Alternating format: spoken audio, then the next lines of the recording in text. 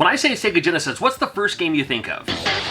What Nintendo? Now, maybe you thought of Sonic the Hedgehog, or maybe even Sonic 2. Or if you're an old school Genesis fan, maybe Altered Beast or Golden Axe. But did you think of Pugsy or even Socket? Well, if you did, that's amazing.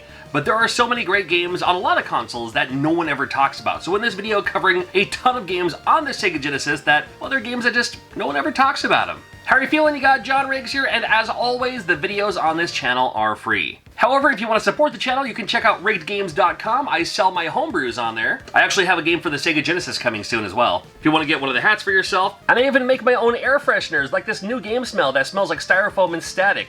I got this air freshener Islands. This one's a really good one. And of course, one of my favorites is Star Tropical. I also have a direct link in the description below. First game I want to talk about is a game called Bubba and Sticks. Now, this game looks like that kind of animation that you wouldn't see on the USA channel or even Fox Network, but like one of the other obscure channels would have like cartoons that looked like they were made in like Macromedia Flash back in the day. But this game looks like a cartoon. You play a guy named Bubba, and you have a stick, which is your spear, which you can use to attack enemies. You can use it to plop in the wall here to give yourself extra leverage. It flies out and comes right back to you as needed. You can also just use it to thwack enemies and stuff like that too. It reminds me of, I'm sure there's a name for it, excuse me for my ignorance of not knowing the name of the arrow that the one guy has in Guardians of the Galaxy where he whistles and it kind of flies around and stuff. A little bit like that. And this came out way before that. Actually, I don't know when the comic book came out. But if you're looking for a great kind of platformer, you like the action games on the Sega Genesis, you thought you've seen them all, you thought you've played them all, but have you rented them all? Well, you know, gone are the days of just renting games. You can play these games by any means necessary. Bubba and Sticks is definitely one you want to look out for. Cheeky Cheeky Boys just sounds Japanese, doesn't it? You'd figure a game called like Cheeky Cheeky Boys in Japan would come out in the United States as like Knights of the Children's Republic. I don't know. I don't have a clue. Fun game though. If you like that style of Monster Boy, then this game is exactly what you're looking for. If you liked Willow in the arcade, I suppose you can throw that in there too. It has that late 80s arcade feel that Capcom brought to you with this style of game, and you pick up the coins, and you can use the coins to buy stuff later. What a fun game, and it's a game that, man, nobody ever talks about it, but such a great game. Came out for the Sega Genesis later is probably why. This was a 93 release. I mean, if you're playing, you know, Sega at the time, you know, maybe you're deep into Super Nintendo at the time, but Cheeky Cheeky Boy is definitely worth looking out for. This game's an interesting one. I always come back to it even though I'm not great at it, but I loved the concept of Cyborg Justice. You can create your own character in a way. What kind of hand do you want? What kind of body or torso do you want? What kind of legs do you want? Well, that's going to help you in the battles however you like to fight. However you like to battle. And then it turns into a side-scrolling beat-em-up. In a way, like we walk a little bit, and you gotta fight an enemy before you move on. You gotta walk a little bit more, then you gotta fight another enemy before you move on. Well, Double Dragon did this, Golden Axe did this, a lot of games did this, and Cyborg Justice did it, but you can create your own character. How cool is that? Dragon's Fury is that pinball style of game that you wouldn't hear the fanboys of TurboGrafx 16 shut up about. Now, trust me, I had a TurboGrafx 16 as well, and Alien Crush, Devil's Crush, amazing. You're just like, oh man, I don't have a TurboGrafx 16, I can't be a part of that. Well, you can with Dragon's Fury. It's just like those games. It's got to be made by the same company in some, like whoever programmed or whoever was the developer or something. It's exactly that style of game. Multiple levels of video pinball. I am a huge fan of video pinball. I can't tell you why. I just love it. And it was just nice to see because it has kind of the creepy elements. That's one of the things that Genesis would provide that most Nintendo games wouldn't. Even has little side rooms where you might have to accomplish a task, and the art is really cool in this game. There's like even like boss battles to an extent, but it's all done through video pinball. Dragon's Fury, look out for it.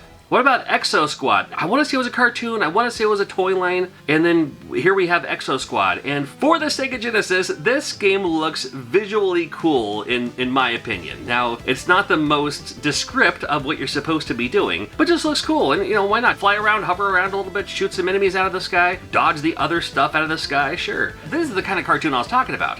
When I was talking about Bubba and Sticks, that kind of cartoon that looks like it was slapdash with Macromedia Flash or something back in the day. Different gameplays too. It's not all that flying around stuff. You can also land on the ground. Exo Squad, a game that not a lot of people are talking about. Maybe there's a reason why not. I don't know. Well, we have Galahad. This is the Legend of Galahad. Galahad had to have come from a UK computer game.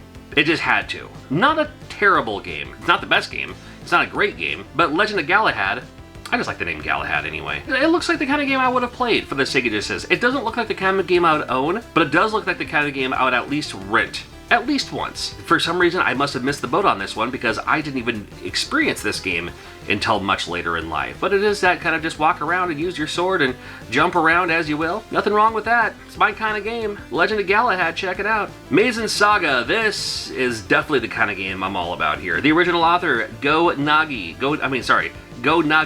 This is a great game. It's that side-scrolling beat 'em up. If you love that Golden Axe style, you're gonna love this game. And it has that anime element too. Oh, come on now. Come on now. Different types of attacks too. If you keep hitting your button, you'll do a little rush of stabby stabs and all that. Sir Shanks a lot over here doing with the big old sword and stuff like that as well. Just cool to see and cool to have. And you also do have there's a word, like a desperation move, I guess we'll call it. You know, jump, attack, and then your desperation move takes off a little bit of life, but you know, if you're getting ganged up on both sides, sometimes it's worth it just to get it out of the way. You know what I mean?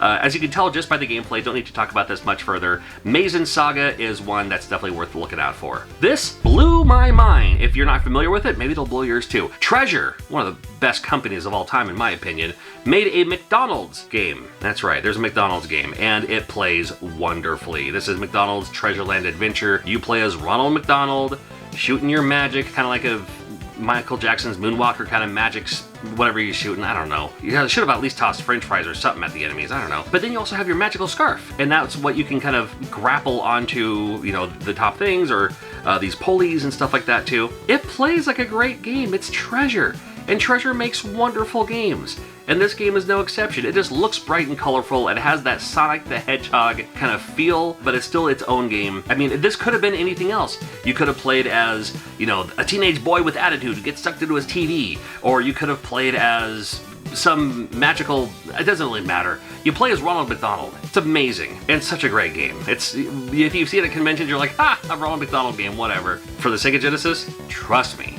grab it. I want to talk about Outlander just for a moment. Again, one of those in the category that's like not the best game ever, but still I think it's worth mentioning. You are behind the wheel of your car. I just thought it looked kind of cool that, you know, it's not just first-person perspective as if you were the hood ornament and see nothing else. But you see the steering wheel and you see that it controls better and feels better than like hard driving with the like, what, 2 frames a second or whatever. But the good news with this one is you're also shooting, because you can shoot the enemies in front of you, and if they're next to you, well, then you get that little side mirror view there when you're looking out your window, and you can shoot the enemies that way too. Again, not a whole lot I can talk about it beyond that, but Outlander was just unique enough. I do remember renting this back in the day, thinking like, oh, that's fun. That's a little, it's like, you know, something unique anyway. I mentioned Pugsy earlier, and Pugsy is just an interesting game. It's a cartoony platformer, has a little bit of that European style as well, but still unique enough that is worth checking out. Interesting how the controls work. You have your jump, and then you have to like hold your button down to walk into an item to pick it up, and then sometimes you can use it, sometimes you use it to unlock doors, sometimes it's a gun that you can use to shoot other enemies. Pugsy is just interesting enough that makes you want to keep playing it. And it's just, the character looks kind of fun, looks kind of cool. They could have done something more with this perhaps, but no, this will work. This will work. Here's another interesting one called Red Zone. And I was fascinated with the red color in the background and like the moving silhouettes of the title screen. Then it all blends in. Red Zone looks cool, a later release game for the Sega Genesis, so that's why not a lot of people talk about it, because they just didn't get around to playing it, I suppose. It's another one of those like over-the-head helicopter games, but it has just enough extra stuff to make it feel a little bit smoother. Like this could have been a 32X game at least. Like I wouldn't say it could have been a Sega Saturn game. I mean, I suppose it could have been, sure. But it seemed like this game did a little bit more than what a typical Sega Genesis game typically would do, but on a Sega Genesis cart. Just like that. Standard helicopter style, you fly around, you bomb the other stuff, you find out where you're going.